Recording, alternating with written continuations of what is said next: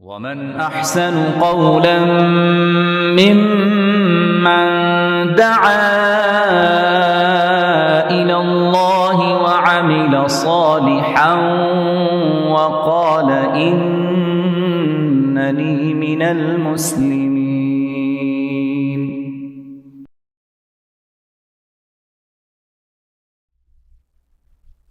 Alhamdulillahi Rabbil Alameen wassalatu wassalam ala Sayyidil Anbiya'i wal Mursaleen wa ala alihi wa ashabihi ajma'in.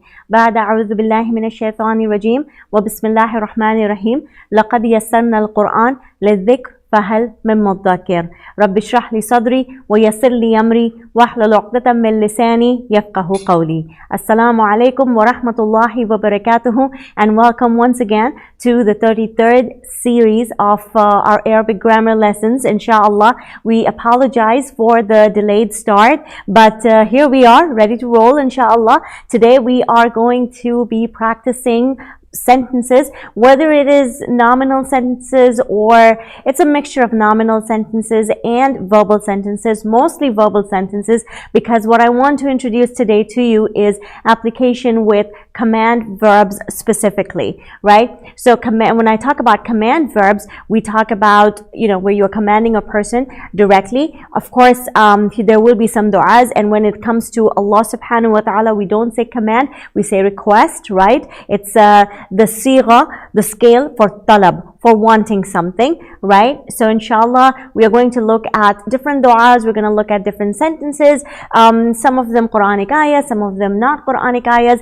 and just get how it looks like when we have a command verb as the start of a verbal sentence. It's the same. So last week what we did was we introduced verbal sentences, right? And in a verbal sentence, we know that there are three parts to it. There's the fi'l, fa'il, and maf'ul.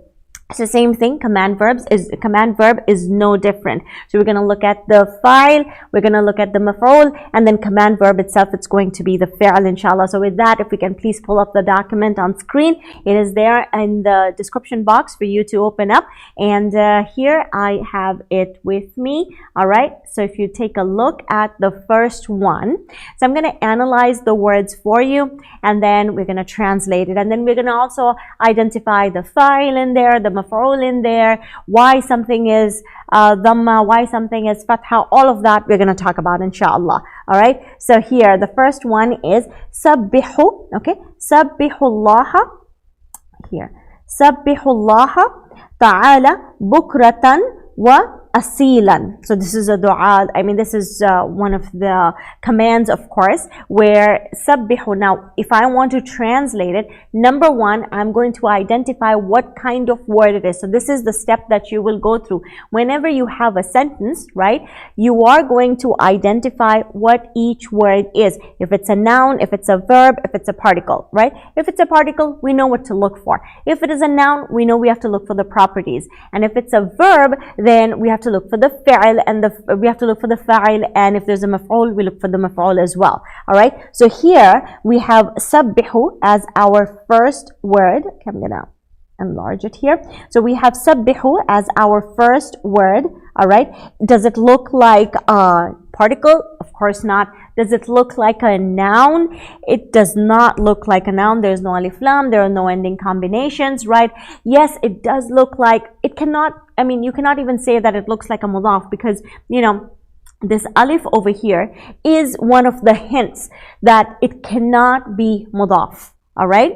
And if it cannot be mudaf, then it definitely is a verb. Now, when you have identified it to be a verb, the first question to ask is it a mujarrad verb or is it a mazid fihi verb, right? So we see the root letters. We have seen, ba, and then ha. So is it just the three root letters or is it 3 plus? What do you think? You have the shad over there, so it's 3 plus, right? And that puts it in mazid fihi category, right? Sabbihu, so it is sabbaha, sabbaha, and then sabbahu. That's madi, right? Sabbaha, yusabbihu is the mudari. So if you take yusabbihu, let's see from where this word came, right? Yusabbihu, all right? And then yusabbihani, and then, okay, let me write it down. Let me do at least one for you guys, okay? yusabbihani, and then yusabbihuna. Yusabbihuna, right? Now we know how to construct the command form. We get rid of the beginnings, right? And then we make the ending light. In the singular, you make this, so it becomes sabbih, right? And then you get rid of the noon endings over here, so it becomes sabbiha. And over here, what sabbihu, get rid of the noon, you have your sabbihu. That's basically what this is, sabbihu. And just to indicate that, give you the hint that it is plural, we brought along the waw alif. Okay, so sabbihu. Sabbahu is madi, right? When you have the E sound in Masjid fihi, it automatically tells you that it cannot be madi. It has to be mudari. Okay, so sabbihu. Now you know what the root letters are, what family it belongs to. It's grouped to in Masjid fihi. You go to the dictionary, Sin, Baha. Some people have asked, what dictionary do I recommend? The dictionary that I've always recommended from the beginning, Handswear Dictionary. It's available on Amazon for purchase, I think $22 or $25. It's the best dictionary that I can recommend for beginners. It's like beautifully laid out, and it is there. I mean, we did one class where we talked about how to use dictionary. I don't remember exactly which lesson it was, but maybe we can post it in the comment section for you, and then you can go take a look at that class and just see how to go over the dictionary, inshallah. But once you have the root letters, Sin, Ba, Ha, and then you know that it is group 2, now you know the meaning. The meaning is what? To glorify. So glorify, okay, I'm going to write over here, glorify. We're translating, right? Glorify. Glorify, the next word is lafzun jalal, Allah. Now you see it has a fatha, right? Why does it have a fatha? We know that the default state of a noun is always dhamma, right? It's always in the rafa state, not dhamma, it's always in the rafa state. So why is it fatha over here? Whenever it has changed from rafa state to kasra or to to jar or to nasab state, you know that something is acting upon it. So what is acting upon lafdhun jalal over here? The verb itself, fi'l itself, is acting upon the lafdhun jalal, Allah, over here, making it nasab. Okay, glorify. Glorify who? Remember in the last class we said that who is doing the action will be rafa. Any other question you ask, like for whom is the action, where is the action happening, when is the action taking place, why is the action taking place, how is the action taking place, all those answers will always make or cause the noun to be in a nasab form. All right, so that's why glorify. Glorify who? Allah subhanahu wa ta'ala, and that is the maf'ul. Allah subhanahu wa ta'ala, lafzun jalal, Allah, becomes maf'ul. Now this is fi'l, this is maf'ul. Where's the fa'il? The fa'il, sabbihu, just lift the veil. Who's sitting underneath there? It's plural, so it's hum. Sorry, not hum. This is second, you're commanding, right? Antum, right? So antum are the ones who are doing the action, right? You all glorify.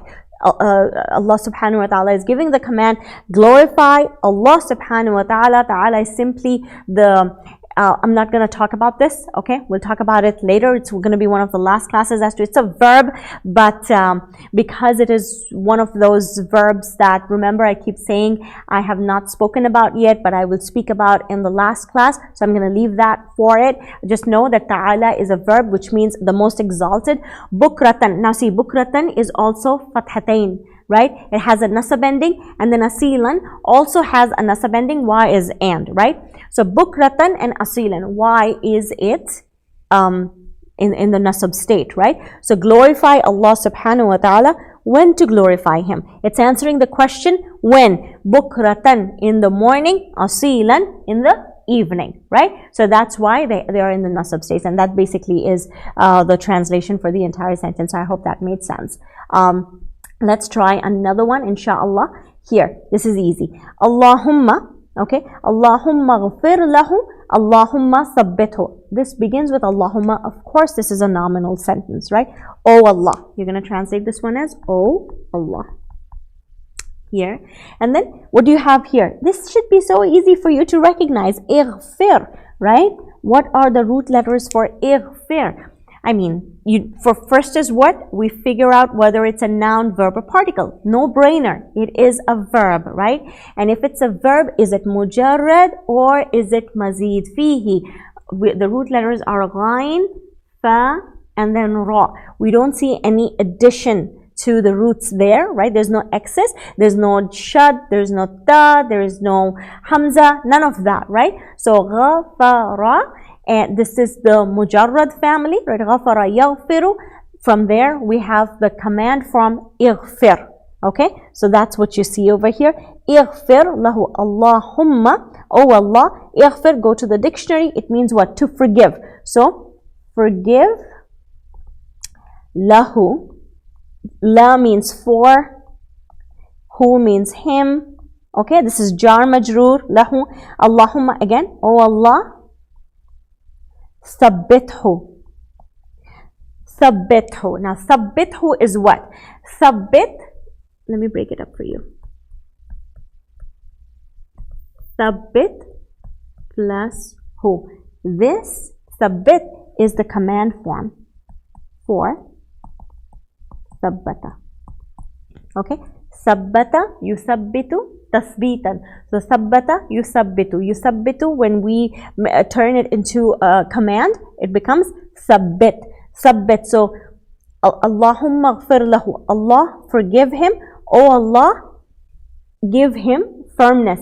Sabbithu, give him firmness. So sabbit means to give, to make someone firm. All right, to make someone settle. So many meanings can come there, right? To make someone settle or just grant him success. It can mean, like, if you're making this dua for the person who has just passed away, then in that case, and this is usually for the deceased, right? So in that sense, it will be sabbit, who will mean that give him the maqam in the akhirah. That's basically what it means. Sabbata yusabbitu. So the who pronoun over there, okay, the who pronoun that you see over here is the maf'ul. So this is something new that you're learning, right? We know that a pronoun, when it comes attached to a noun, it makes an idafa construct, okay? Like rabbuhu, rabbi, rabbukum, rasuluhu, rasulukum, rabbana, all these, right? They are noun and attached pronoun. So noun and attached pronoun, they make an idafa construct. New lesson for you today, verb and an attached pronoun. Okay, I'll repeat it again. Verb, like sabbit, and an attached pronoun will be, the attached pronoun will be its maf'ul. And this is like 100% of the time. So there's no exception here, right? You can relax there. Anytime you see an attached pronoun to a fi'al, all right, the attached pronoun will be the maf'ul. Okay, so you have the fi'al, sabbit, sabbit, we have the fi'al, and fi'al we know carries the fa'il, right? So fi'al, fa'il, and maf'ul, all in one place, okay? So that's basically how you analyze this one. Oh Allah, forgive him. Oh Allah, sabbithu, sabata, go to the dictionary, and we know how to figure out the meaning from there, right? And I explained to you what the attached pronoun who is. So inshallah, in the next class, I'll have more examples of this, but today I just wanted to introduce. So this is something that you want to write down somewhere, where you have an attached pronoun to a noun, it makes it an idafa construct. Attached pronoun to a verb, it is fi'al, fa'il, and maf'ul. The attached pronoun will be the maf'ul. The attached pronoun to the noun will be mudaf ilayh. All right, I hope that has sunk in really clear. All right, next what we have is Allahumma aqib al-zalimina bi zulmihim. So here, let me just make it easier for you. This is actually aqib, okay? And the kasra that you see in the text, it's for tajweed purpose, like, in order to connect, because there's an alif lam next to it. So it has nothing to do with grammar. So we'll assume there is no kasra over here, okay? So Allahumma aqib al-zalimina bi-zulmihim. So Allahumma, oh Allah, okay? Oh Allah, and of course these are nominal sentences, oh Allah. Then aqib, you have the E sound, all right? Even though it looks like Madi, but it's not Madi, because Madi always has the sound, okay? We go through the elimination process in our mind, whether it's a noun, verb, or particle, we identify it to be a verb, cannot be the other two. Verb, mujarrad or mazid fihi, This is mazid fihi because you have the 3 root letters ain, qaf and ba, and you see an excess there which is alif, and therefore it belongs to group 3. So therefore you can open the dictionary, you can go figure out the meaning from there. Aqaba yu'aqibu, which means to take into account. Aqib, take to account. All right, or take account. Take account of who? Take account of the wrongdoers, al-zalimina. So here, remember when we did the TGNS in the beginning and we saw that Musliman, Muslimaini, Muslimina, and then Muslimin, Muslimaini, and Muslimina, they're the same, right? Nasab and jar, they had the same look, but now you know through context you're able to identify whether it is jar or nasab. So in this case, the ending is what? Is it jar or nasab? It is nasab because it is being acted upon by a command verb. All right, so keep this in mind. Command, not just command verbs actually, all kinds of verbs, right? All kinds of verbs, they have the capacity to act on a noun. And when they act on a noun, right, which is the object of the action, because verb is an action, right? When the verb acts on a noun, it causes it to be in the nasab state. So immediately after the verb, whether it is command form or just your standard form, does not matter. Okay, madi, mudari, even without being in the command form, the regular forms. If you see a noun after it, okay, which it will either be the doer, in that case it will have the rafa ending, or it will be the object which is maf'ul and it will have the nasab ending. Related to the verb directly, there will not be a noun that is in the jar state. It does not happen. So you cannot have a verb and then immediately after it there cannot be a majroor ism. It's simply, that combination does not exist. Okay, so hopefully that makes it clear. Allahumma aqib, take to account. Take who to account? You're asking the question. I'm telling you, take them to account, and then you're asking me, who are the they? Al-zalimina. Okay, so it was al-zalimuna, but because the noun is acting upon it, became al-zalimina. All right, the wrongdoers or the unjust people, the wrongdoers. Why take them to account? Bi zulmihim, because here B is translated. This is just jar majroor. Okay, B is jar, and then we know if there's a jar, then the next part has to be majroor. Okay, so zulmihim, noun, attached pronoun, idafa construct, right? So jar, majroor, the majroor part is an idafa construct. Oh Allah, take to account the wrongdoers with, if you want to literally translate it, with their wrongdoing. If you want to polish it, the way you're going to translate it is, oh Allah, take to account the wrongdoers because of their wrongdoing. Zulm, this is the noun, okay? All right, next let's go to number 4. And okay, here. قال الأستاذ للطلاب. Qala is so common in the Quran, right? And even though I have not gone across with qala with you, but I have put it intentionally over here because I simply want you to memorize the spelling for qala. You know, whenever you see qala in the Quran, like qul, qalu, yaqulu, anytime you see that, just know and memorize this. The meaning of the spelling of qala is qaf, waw, and lam. It is not qaf, alif, and lam like you see over here. So if you go to the dictionary and if you're thinking like, okay, this is a verb, I'm just going to figure out the root letters. I'm going to go to the dictionary and then translate, and I'm going to look for qaf, alif, and lam. You can look for the dictionary for the rest of your life and you'll not find it, okay? This is one of those verbs where the root letter, it actually wears, you can say, an abaya, okay? The alif actually is not alif, all right? Underneath the alif is actually a waw. So the real spelling is qaf, waw, lam. Why? Because the Arab said so, okay? There's no more explanation to that. So qala al-ustazu, right? If this is the verb, there has to be a doer. Lift the veil. Huwa. What is the name of the huwa? Last class we practiced this so much, so I don't even want to go into it here, right? I'm assuming you're like experts in that. Ustaz is the one because we have the rafa, right? Ustaz said to whom? Littullabi. Okay? Ustaz said, so li means for. If you want to do the literal translation, Ustadh said for the student, polish it. Ustadh said to the student, okay? To the students, sorry, to the students. What did he say? حاولوا الحضور في وقته. Okay? So حاولوا, the three words, doesn't look like a particle, doesn't look like a noun, because see, sometimes you may think in your mind like, okay, mudaf and verb. Verb does not have alif lam, tanween. Mudaf also does not have alif lam, tanween. So then how do I differentiate? After the mudaf ilayh is always kasra. It's always in the state of jar, right? But you have a you have a verb that does not have alif lam, that does not have tanween, and after it is a noun that is in the nasab state. Cannot absolutely be an idafa construct. Okay?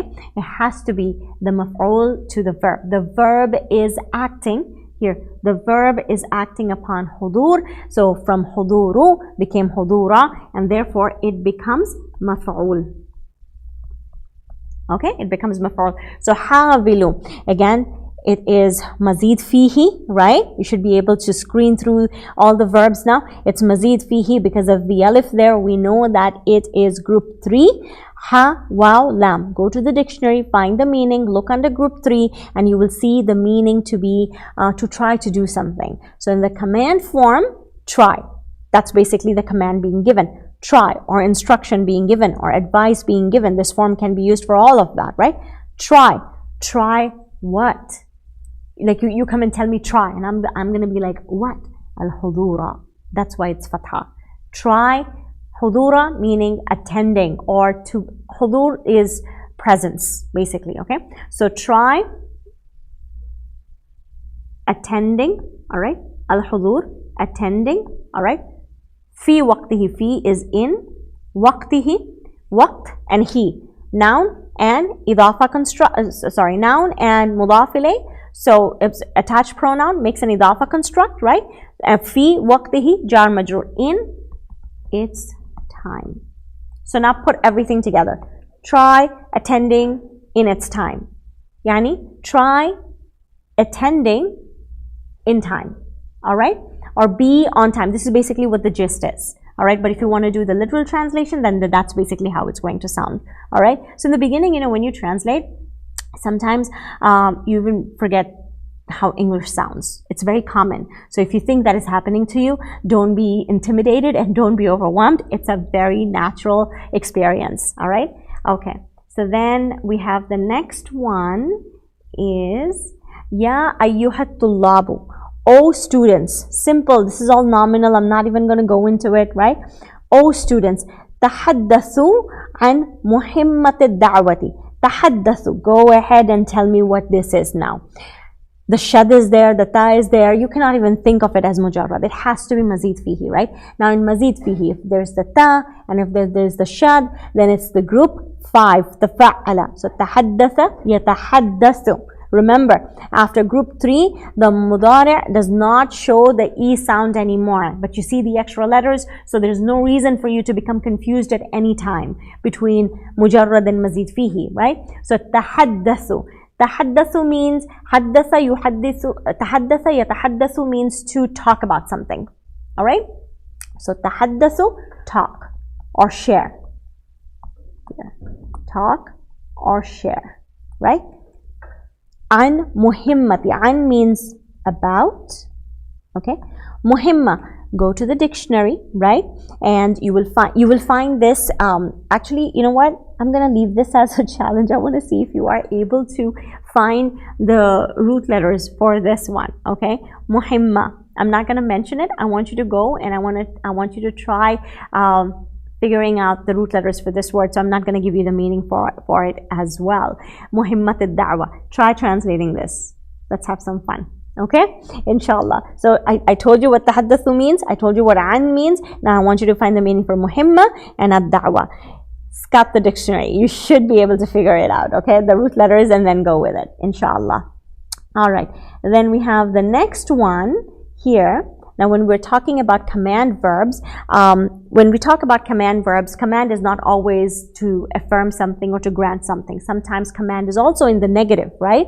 So that's one example that I wanted to show to you, which is number 6, la tatawaqqa, right? So we remember the particles that we learned that affect the verb and they make the endings light, and la of nahi is one of them, like when Allah subhanahu wa ta'ala wants to prohibit something, right? It's a command of prohibition. Or anybody wants to prohibit someone from something, then that's the particle that is used, one of the particles that is used, la, all right, la tatawaqqa. So what is the root letter for tatawaqqa? We know this is a verb. By now you have already figured out, right, how the verb looks and how it is different from the noun. It doesn't have alif lam, doesn't have tanween, ending is sakin. That's it. You don't even have to think about anything. Extra letters are there. It's mazid fihi, right? So tatawaqqa, tahaddatha, tafa'ala, group 5, waw, qaf, ain. That's your root letter.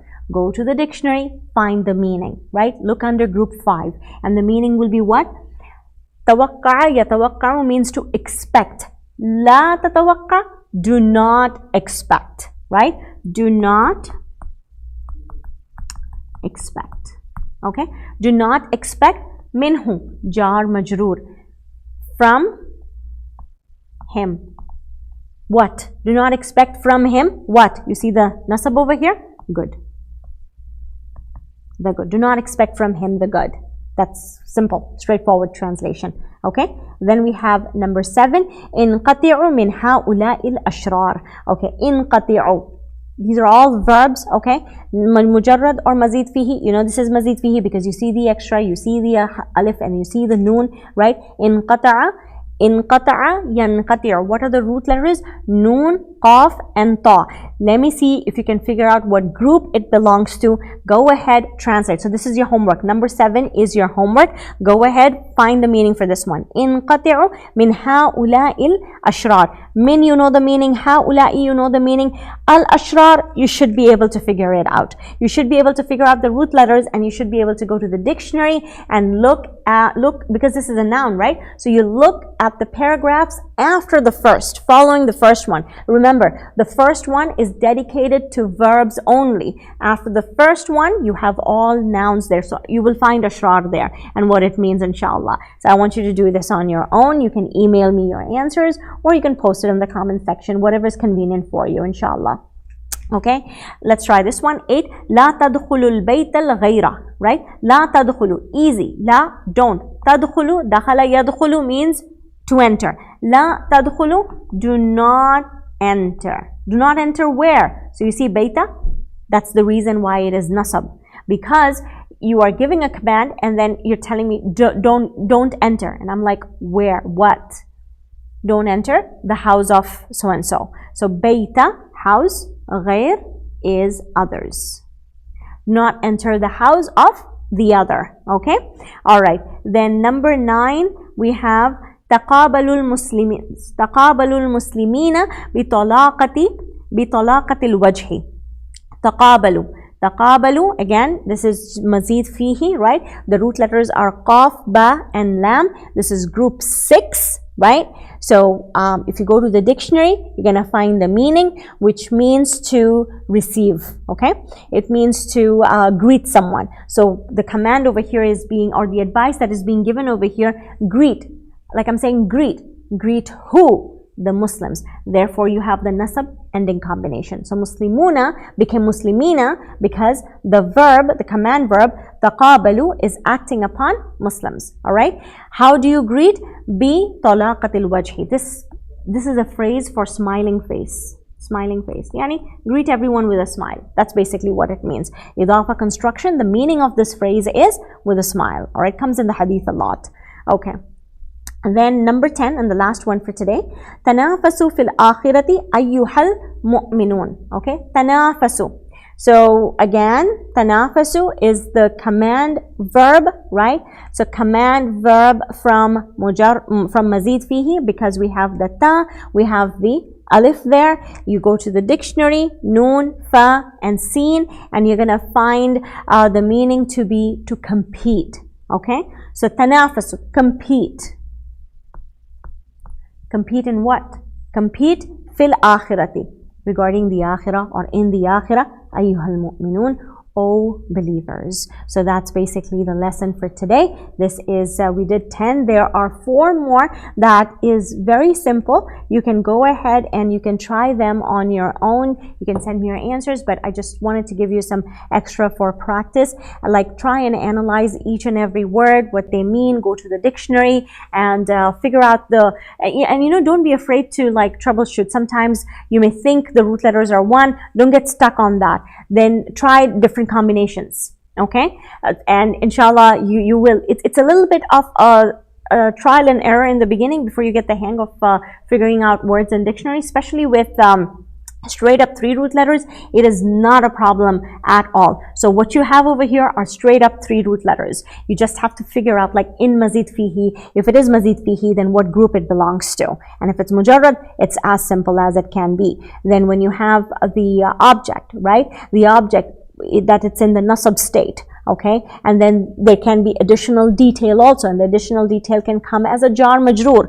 The other thing that you want to keep in mind is that the maf'ul can come as, meaning the object of the verb, it can come as an idafa construct, it can come as ism ishara, mushar ilay also, it can come as sifa mawsuf also. So be open to all these possibilities. Keep, like, anything and everything is possible. All right, so when you are looking at sentences and you're trying to translate, don't restrict yourself. I mean, this time, usually, like, you know, we begin to do a lot of guided practice. Now, of course, on YouTube, that is not possible because I don't know what you're doing on the other end, right? Maybe if it was a Zoom session, we possibly could have done something more.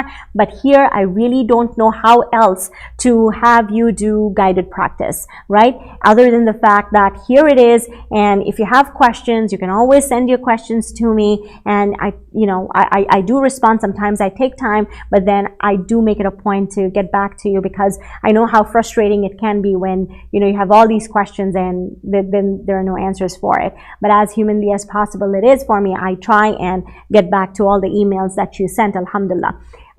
But yeah, so inshallah, this is the lesson for today. I hope you found it beneficial and that you are going to be practicing and that you only become more firm in continuing with your journey in Arabic language. Your resolve only increases. I know it is difficult, I know it is tough, but Allah knows you are tougher. So inshallah, until I see you again, subhana rabbika rabbil izzati amma yasifun, salamun ala al-mursaleen, walhamdulillahi rabbil alameen. قد أفلح المؤمنون الذين هم في صلاتهم خاشعون والذين هم عن اللغو معرضون والذين هم للزكاة فاعلون والذين هم لفروجهم حافظون إلا على أزواجهم أو ما ملكت أيمانهم فإنهم غير ملومين.